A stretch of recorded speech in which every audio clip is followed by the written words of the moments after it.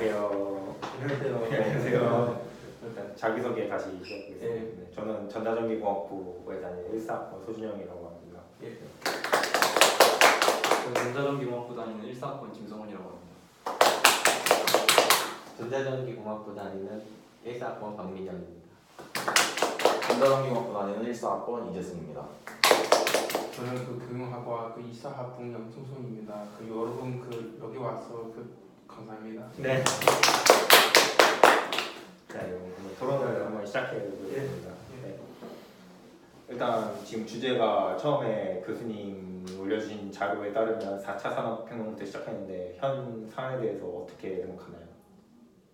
4차 일단 저 4차 산업 저 영상에 보면은 일단 먼저 지금 현재 상황이 4차 산업혁명이 이루어지면서 로봇이나 이런 게 점점 발달하고 이제 로봇이 인간의 노동력을 대체할 수 있기 때문에 이제 인간은 단순히 노동을 하는 게 아니라 로봇과 차별화되는 일을 할 수 있는, 그러니까 창의력이나 이런 업무들이 매우 중요한데 지금 현재 교육 시스템으로는 그런 창의적인 인재를 키워낼 수 있는 교육 시스템이 없기 때문에 이제 현재 교육 시스템을 바꿔서 그런 창의적인 인재를 키워낼 수 있는 시스템이 필요한데 이제 그런 시스템을 만들기 위해서 이제 게임을 통해서 학습을 해야 한다고 영상에 이제 나와 있는데 그러면 이 영상에 대해서 어떻게 생각하는지 아니면 뭐 반론할 거나 동조하는 게 있는지에 대해서 얘기를 해보도록 하겠습니다.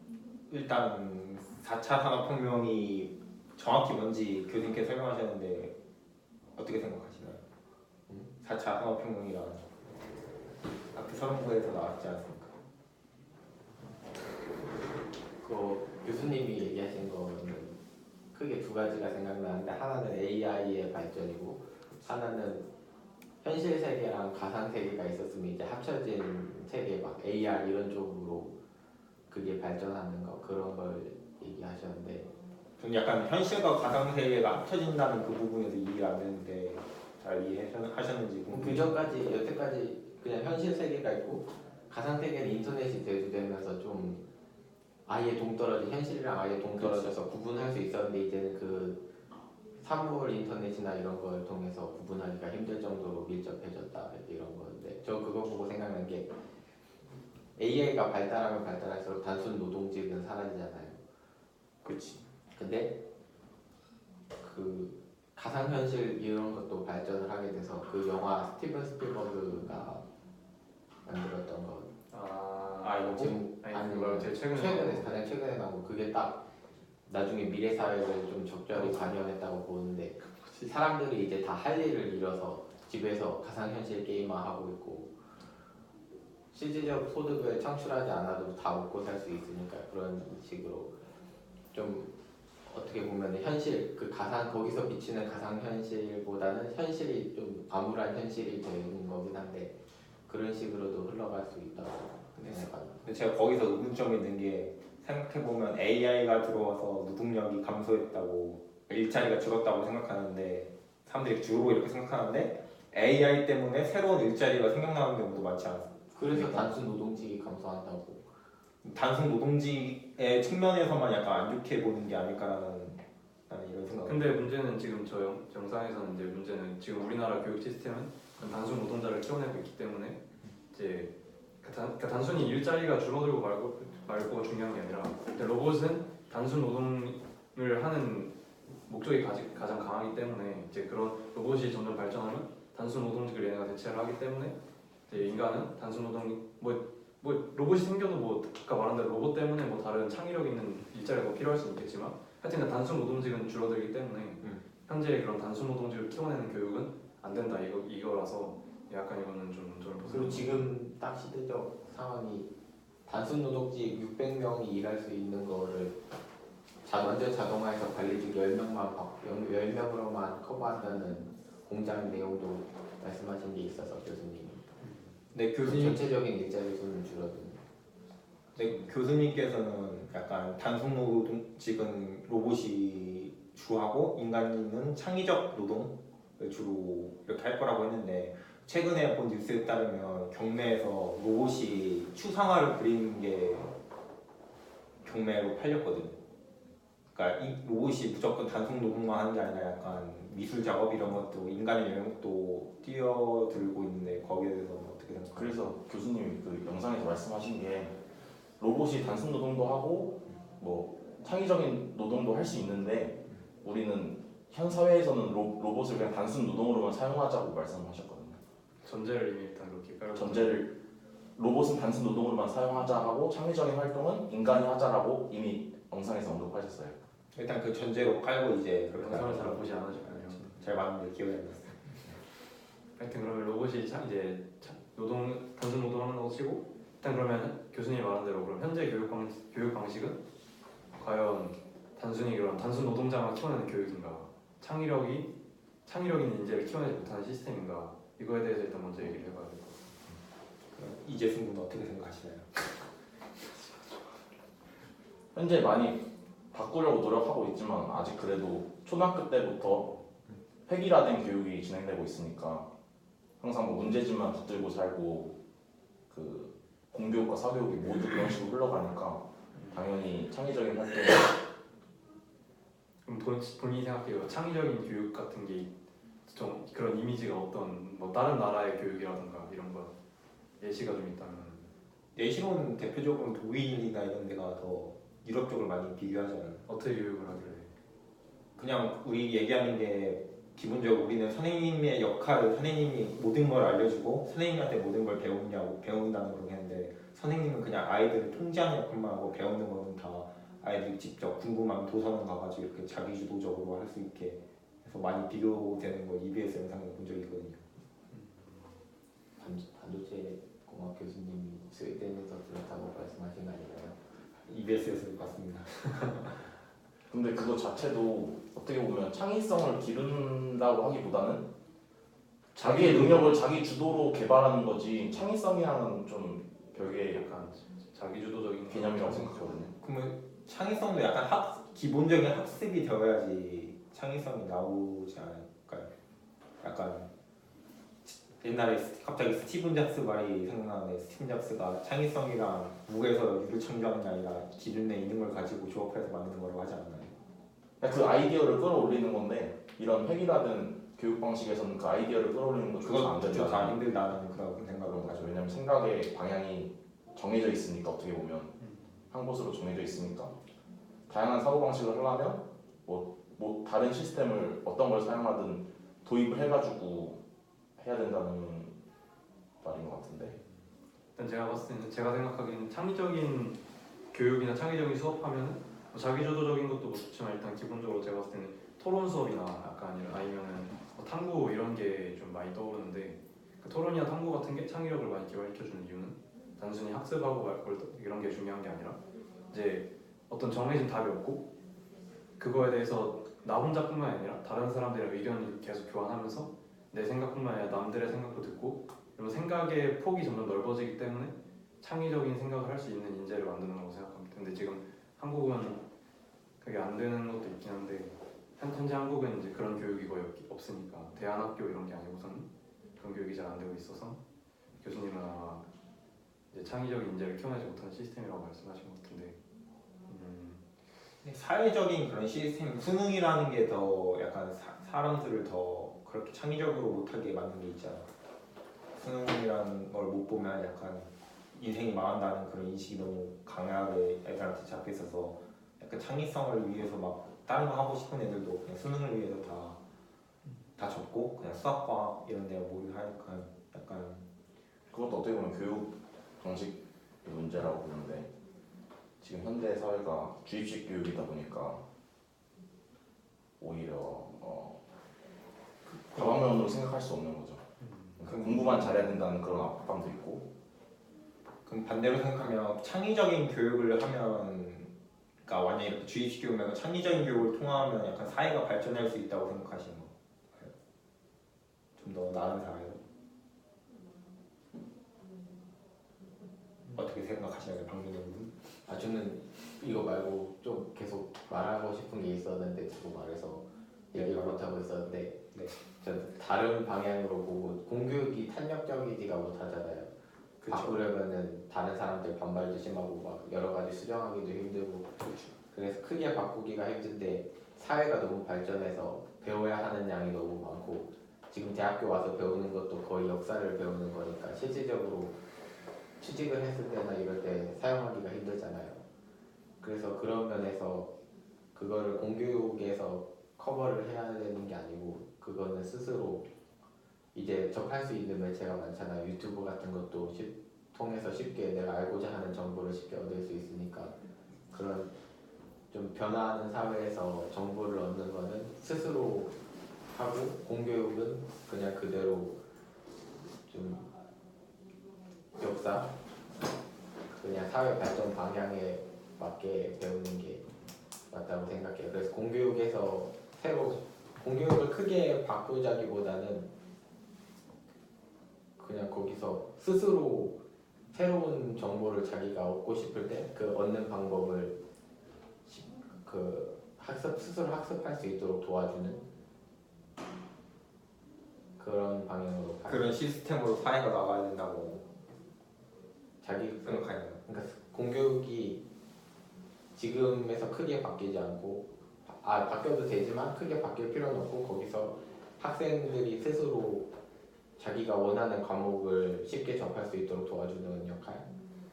근데 그거는 이제 어느 정도 성숙해졌을 때가 가능한 이야기지 초등학교 때부터 이렇게 가능할 수 있는 이야기가 아니잖아요. 지금도 초등학생들 유튜브 엄청 많이 보는데 근데 그게 안 창의적인 좋은 생각을 방향. 위해서가 아니라 안 좋은 방향으로 많이 빠져드니까 그걸 방향을 잡아줄 수 있도록 학교에서는 그런 교육이 공교육에 포함돼야 된다는. 그 정도만 포함되고 지금 공교육을 크게 바꿀 필요는 없다고 생각해요.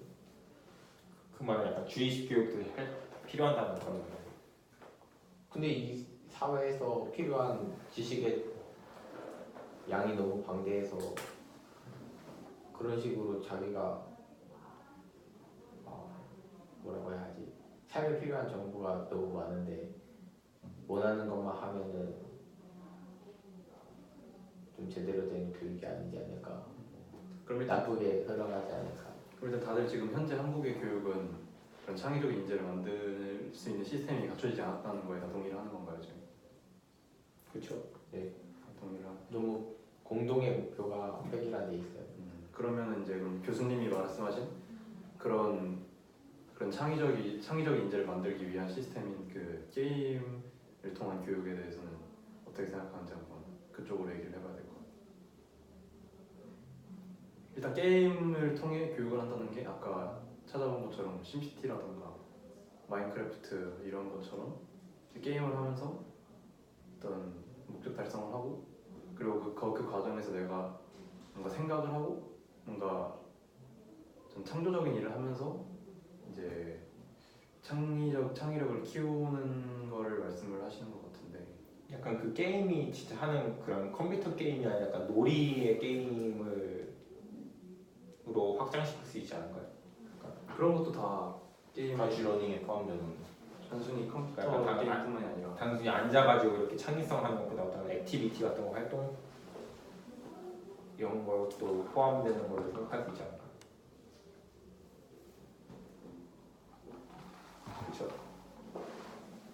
그렇죠. 그렇죠. 액티비티 같은 거 다. 근데 그 교수님 말씀하신 게 지금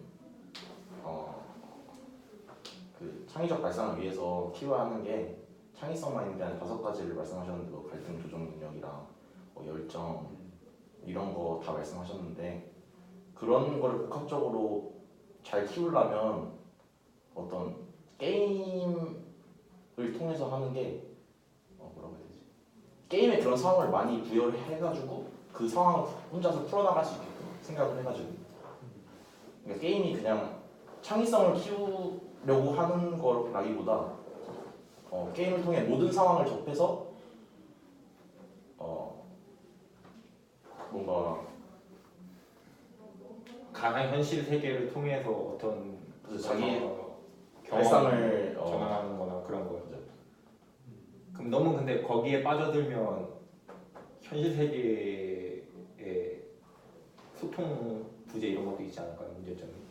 일단 게임을 통해서 창의성을 발달시키고 가상 현실을 통해서 약간 그런 창의성 부분을 발달시킨다는 점은 좋은데 약간 그거는 단순히 G러닝을 했기 때문에 발생하는 문제가 아니라 그런 어떤 그런 매체 같은 매체 하여튼 뭐 그런 것들에 대해서 이렇게 중독되거나 아니면 어떤 거에 너무 과하게 몰입하는 걸 방지할 수 있는 장치가 안 돼 있기 때문인데 이거는 단순히 딥러닝이 아니라 뭐 게임이나 아니면 뭐 TV나 뭐 만화책 뭐 이런 것도 다 통용되는 얘기라서 이거는 단순히 G러닝만의 문제라고 하기는 좀 어려운 것 같고 G러닝의 문제점으로 생각할 수 있지 않나요? 그런 부재 같은 게 요새 유튜브나 이런 걸 통해서 많이 사람들이 접하고 매체를 접해서 많은 정보를 습득하는데 그에 따른 문제점이 이제 대화 단절을 해가지고 왜 굳이 사람 간의 관계를 맺어야 되는지 모르겠다고 정보가 다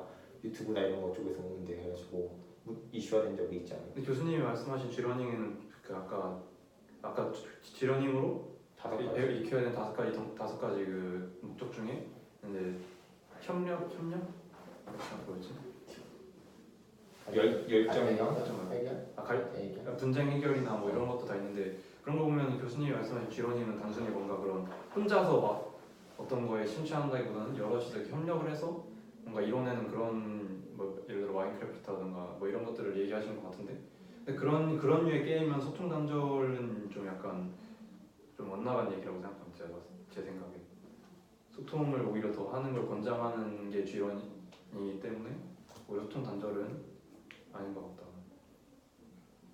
정말 약간 면대면으로 사람 간 보는 그 소통을 말하는 거라 그건 약간 좀 면대하는 사람. 네, 사람 간 얼굴 보면서 하는 게 아니라 다 막 화상 통화나 이렇게 하는 거 약간 부정적으로 보는 시각이 많아서 면대면은 이미 한국에서 아까 말했던 대로 그런 창의적 인재를 키우는 게 아니라 그런 노동력을 키우기 위한 교육에서 이미 충분히 면대면은 제가 봤을 때 많이 하고 있다고 생각해요. 왜냐면 초등학교도 요즘은 뭐 계속 뭐 방과후 활동이나 뭐 이런 것 때문에 계속 학생들 같이 뭐 동아리나 이런 게 많이 활성화가 돼 있고 뭐 중학교도 그렇고 뭐 심지어 고등학교는 뭐 다 해봤겠지만 뭐 야자나 뭐 이런 거 하게 되면은 사람을 많이 만나. 한국 교육은 학생한테 시간이 별로 없고 학생이 자기 시간이 별로 없고 학교에 있거나 아니면 학원에 있거나 하여튼 다른 친구들 함께 있는 시간이 많기 때문에 제가 봤을 때 그거는 G러닝이 아무리 몰입한다고 해서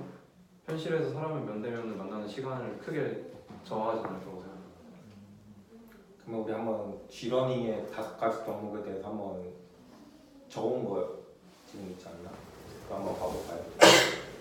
이거에 대해서 한번 토론해보는 시간을 가져보도록 하겠습니다. 적어야 돼.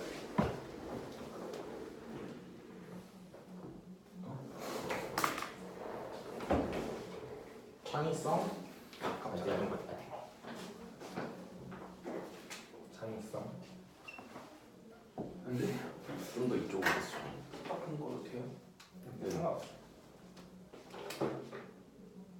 창의성. 문제 해결 능력? 문제 해결 능력.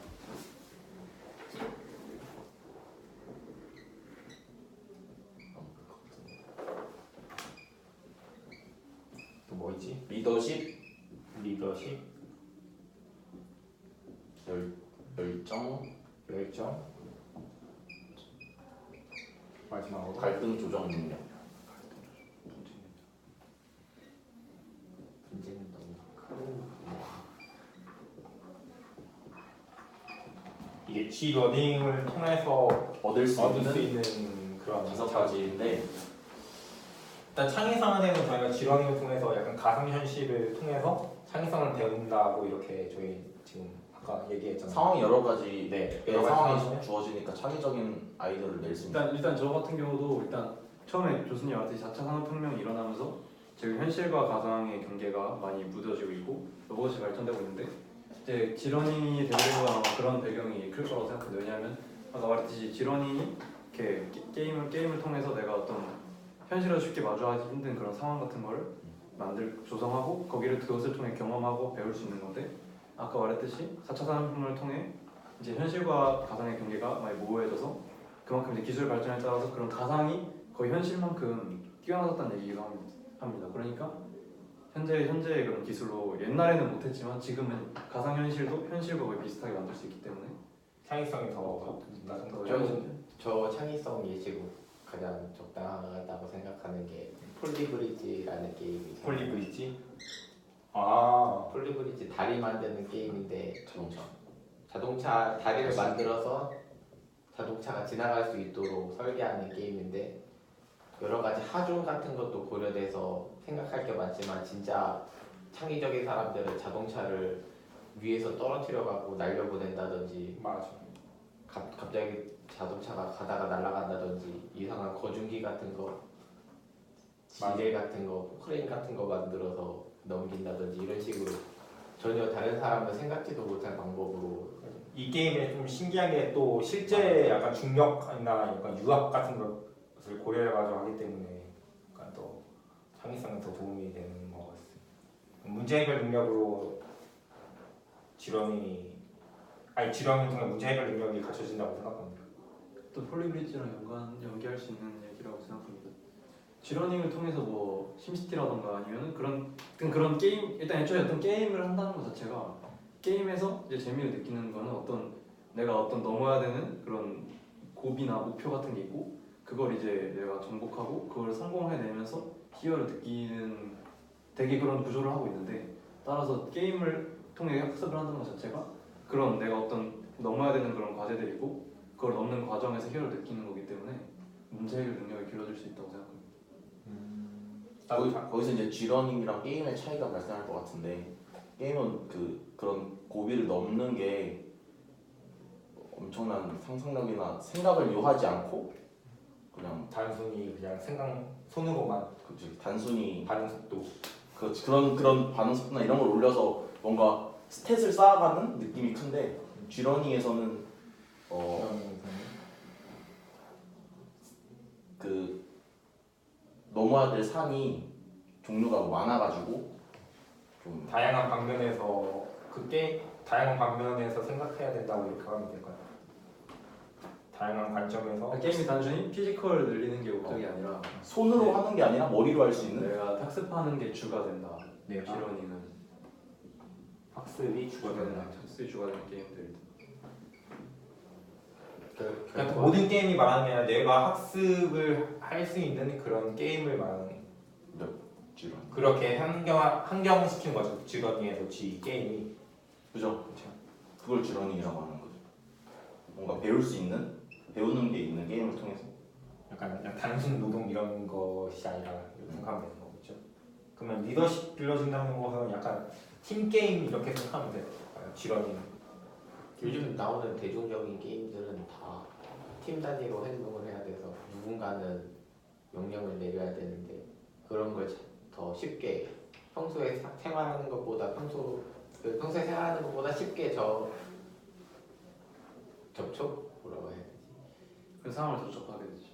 그런 상황을 더 쉽게 접할 수 있게 되면서 리더십 능력을 키우는데도 근데 현재 지금 요새 단기 하는 게임은 막 롤이나 아니면 배틀그라운드 이렇게 뭐 하는 것은 약간 내가 학습이 되는 거 아니라 그냥 단순히 팀 게임만 되지 않나요? 약간 그러니까 근데 지금 얘기하는 게 게임이 아니라 G러닝에 대해서 얘기하고 있는 거니까 그냥 이렇게 리더십만 보자면 된다고 생각하는 거죠. 게임에 대해서 말하는 거는 리더십. 그러니까 그렇게 게임을 통해서 리더십을 배울 수 있는 거죠. 일단 내 리더십 관점으로만 보면 약간 지금 현재 나와 있는 대중시장에 있는 게임들이 다 리더십을 쉽게 리더십을 쉽게 기를 수 있는 게임들이 많이 대중화돼 있어서 그거의 장점들은 약간 G러닝을 통해서 투영을 할 수 있긴 할 텐데 근데 그건 리더십이라기보다 팀워크가 더 주가 아니에요. 팀워크도 있지만 리더십이 또 하여튼 어떤 팀 단위로 하는 팀 행동을 단위로 계속 하게 되면은 움직이려면은 누군가가 언젠가 나도 리더를 해야 되는 아, 상황이 네. 있을 사공이 많으면 산으로 가겠지만 사공이 적으면 되니까 위기로 네. 그 게임의 방식을 이제 G러닝에 투영을 시키면 좋은 방향으로 또 작용할 수 있으니까 약간 교수님께서 그런 관점으로 리더십을 보시는 것 같아요. 팀 단위로 경쟁을 유도하면 자연스럽게 리더십이 필요한 사람이 생기게 되니까 열정은 약간 다들 뭔가 알 거라 생각하는데 약간 목표 의식을 달성하는 그 과정에서 열정을 느낄 수 있지 않을까 라고 저는 생각하는데 어떻게 생각하시나요? 열정 애초에 지런이 같은 게임의 주니까 사실 게임이라는 거는 일단 사실 제일 중요한 건 재미가 있어야 됩니다. 재미가 즐기려고 하는 거기 때문에 근데 지런이 같은 거 게임에다가 학습 요소를 부여한 거고 하여튼 근데 지런이도 결국 그래서 게임이기 때문에 결국 재미가 있어야 되고 그럼 재미가 있는 어떤 행동을 하기 때문에 당연히 열정도 생길 수밖에 없다고 생각합니다. 게임을 기반으로 하니까 당연히 열정은 뒤따라온다는 그런. 어차피 그러니까 지렁이가 학습이 주가 되니까 약간 어떤 걸 학습해야 된다는 목표가 있기 때문에 근데 목표가 있는데 목표가 있으면 보통 다 열정이 다 생기잖아요. 어떤 목적의식 갖고 하기 때문에 열정을 기본적으로 베이스로 다 갖고 있잖아요. 꼭 그렇다고는 볼 수 없다고 생각합니다. 수능 공부하실 때 열정이 가득했나요? 그러니까 그냥 단순히 목적에 대해서 그냥 내가 목적을 해서 성취하려고 노력을 하는 것 자체로는 열정이 물론 생길 수 있는 사람도 있겠지만 그 과정이 너무 재미가 없거나 아니면 억지로 하면 열정이 안 생길 수도 있는데 아까 말했듯이 G러닝은 결국 게임 기반이고 게임 같은 목적은 사용자가 재밌어야 되기 때문에 결국 그러면 어떤 목적이 있고 그리고 그 과정이 재밌기 때문에 열정이 생길 수밖에 없다고 생각합니다.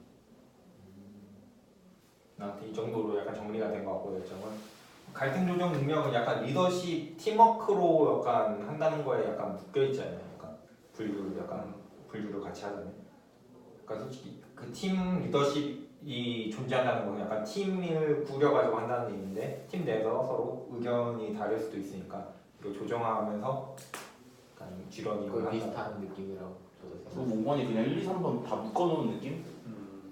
뭔가 복합적으로 1, 2, 3이 작용해야지 5번이 비로소 이제 발휘할 수 있는 5번을 발휘할 수 있는 느낌이 듭니다. 약간 복합적인 총괄 정리하는 시기로 5번이 되었다고 이렇게 저는 생각합니다. 그렇게 생각합니다.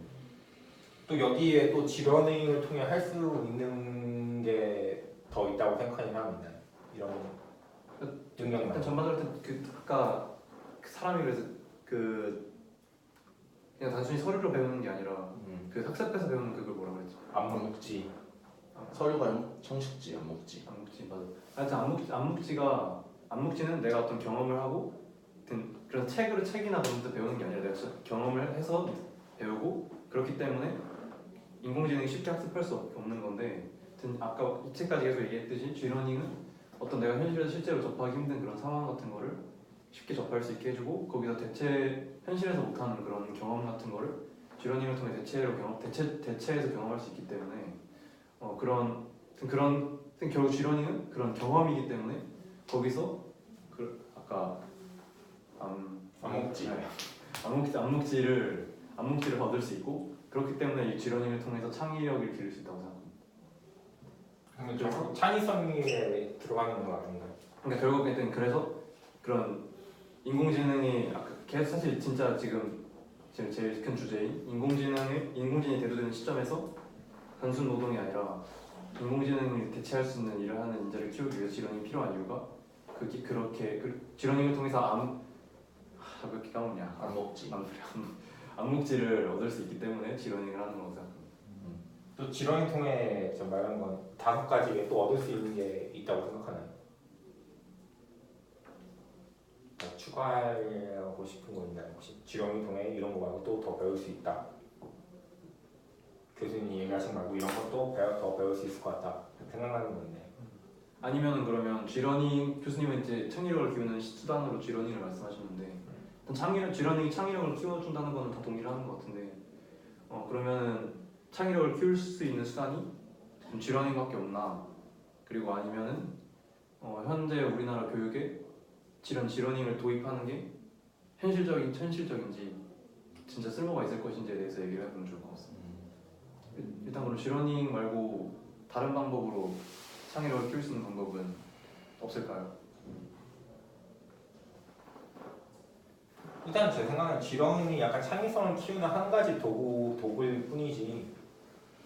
다른 배우는 방식이지 다른 방법으로는.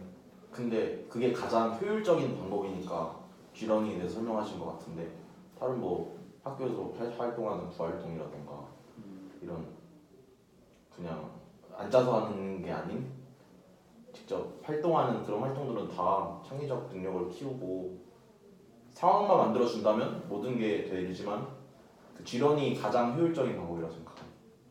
저도 거기 동감하는 게 TV 보면은 유아들 데리고 테마파크 같은 데 데려가잖아요. 슈퍼맨이 돌아왔거나 이런 거 보면 거기 규모도 엄청 크고 그런데 직업 체험도 할 수 있고 그런 곳이 있는데 솔직히 그런 거는 좀 지역적으로도 제한이 있고 수도권 사는 사람은 접근이 편하겠지만 다른 데 살면은 가기도 힘들고 그거 자체도 들어가는데 비용이 많이 들 거 아니에요, 가는데. 그래서 좀 돈이 빡빡하거나 그러면은 가기 힘들잖아요. G러닝은 그런 거에서 좀 모두에게 접근하기 쉬운 방법으로서 창의적 능력이나 이런 걸 키우는데 더 효율적이 맞다고 생각해요. 이건 어쨌든 현재 한국 교육이 지금 그런데 좀 획일화된 교육이 없지 않아 있는데, 근데 지금 제 생각에는 지금 계속 학생 수가 줄어드는 추세고, 사실 옛날에 비하면 엄청 많이 줄어들고 있기 때문에 옛날에는 학생이 워낙 많아서 학생 하나하나에게 그런 특별한 교육을 하거나 아니면 단체로 뭔가 교육을 하기가 어려운 면이 없지 않아 있었는데, 지금은 학급의 학생 수도 매우 적고 좀 하여튼 그런 여건이 지금 되게 잘 조성돼 있기 때문에 제가 봤을 때 이렇게 계속 학생 수가 줄어들면은 단순히 학교에서도 이런 G러닝을 도입하기가 좋을 거라 생각합니다. 단순히 컴퓨터로 게임을 하는 게 아니라 아까 얘기했듯이 현실에서도 뭐 어떤 목표를 놓고 그거에 대해서 뭐 액티비티 활동을 한다던가 이런 것도 초등학교나 이런 거에서도 이제 학생 수가 적기 때문에 초등학교에서도 이런 그런 컴퓨터를 사용하는 게 아닌 액티비티를 이용해서도 G러닝을 도입하면 효과가 좋을 것 같습니다. 또 지런을 통해 학생들의 꿈을 약간 더 넓힐 수 있지 않을까요?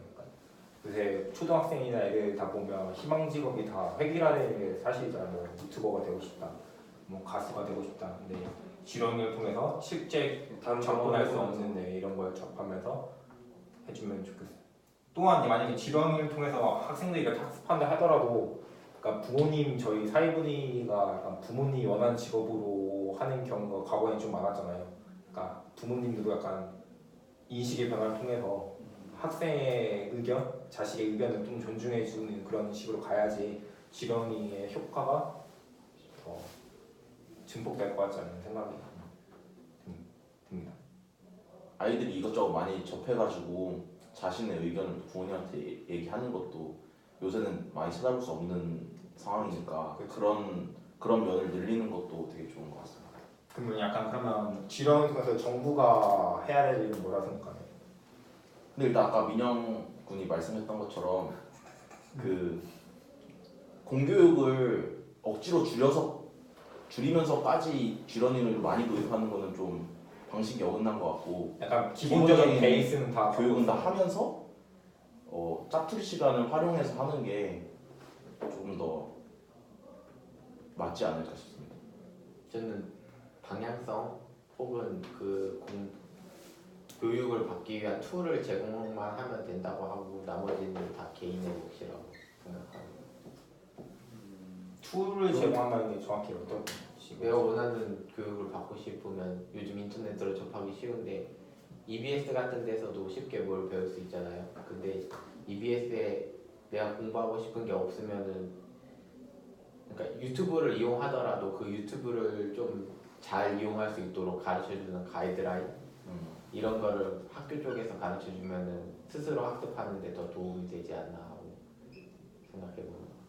보면 약간 생각이 학습하는 건 전적으로 개인이 담당하는. 너무 많아서 그거를 커버해줄 수는 없죠.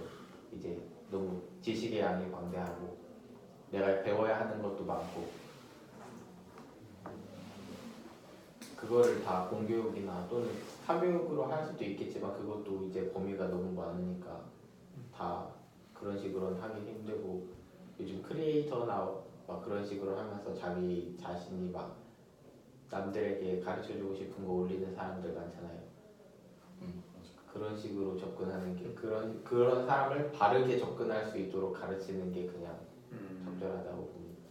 그리고 하여튼 그 학생이 뭔가 아까 말했듯이 장래희망이나 그런 자기의 인생의 어떤 그런 큰 뭔가 가이드라인 그런 걸 잡히는 시점이 사실 초등학교랑 중학교 초반인데 이제 사실 그때는 약간 좀 학업에 대한 중압감 이런 게 좀 적은 시기고 그때 교육은 이제 단순히 수능이나 이런 교육이 아니라 그러니까 선생님이 이제 좀 자유롭게 교육할 수 있는 시간이기 때문에 초등학교 때 G러닝을 좀 크게 많이 도입을 하면은 어렸을 때 그런 많은 경험을 쌓고 이런 걸 통해서 이제 중학교 고등학교에는 좀 비교적 그런 G러닝을 할 시간이 없다고 하더라도 초등학교 때 G러닝을 많이 하면은 그 아이들이 이제 사고방식이 좀 많이 깨있기 때문에 창의적인 인재를 만드는데 더 크게 효율적으로 도움이 될 것 같습니다. 약간 굳이 중보다 계속 내내 G러닝을 하지 않더라도 초등학교 때 많이 하는 걸로 또 효율이 엄청 크지 않을까. 그리고 일단 정부가 할 일은 지금 G러닝이 솔직히 도입이 거의 안 된 것만 하잖아요. 솔직히 말해서 그 영상에서는 뭐 몇 년도에 과거에 초등학교 때 도입해서 애들의 반응이 인기가 좋았다 이런 식으로 나왔는데 실질적으로 도입되지 않았으니까. 근데 그 아는 이유가 G러닝이 발달하지 못해서니까 정부는 그런 쪽으로 G러닝 쪽으로 지원을 많이 해야지. 근데 약간 제가 드는 생각 많이 정부가 이렇게 창의적인 학생을 많이 배출하는 건 좋은 방향으로 가는 거잖아요. 근데 만약에 그게 국가의 이익과는 반대로 되면 어떻게 해야 된다고 생각해요? 약간 예시를 들어. 국가의 이익에 반대로. 약간 생산적인 그런 게 아니라 약간 다 미술 쪽에 들어가가지고 약간 그게 왜 국가의 이득이 안 되는 방향이죠? 국가 전체적으로 약간 예를 들어 저희가 지금 반도체 호황, 반도체 쪽으로 산업으로 이렇게 호응할 때 사람을 많이 거기 쪽에 많은 인력이 있으면 약간 수출이나 이런 거 좋은데 만약에 그냥 미술 쪽 이런 데 다 퍼져 있으면 그럼 미술 쪽으로도 수익이 늘겠죠. 근데 그쪽으로 만약에 발달하지 않았으니까 수익이 안 발달이 되는 되겠죠. 거죠. 사람들이 몰리면. 그렇게 생각하는 근데 장기적으로 보면 이익이 날 거라고 보는데. 일단 슬슬 네, 일단 잠시 화장실 가는 시간 가지고 네. 그런 말. 일단 잠깐 그러면 정리하고 잠깐 문제.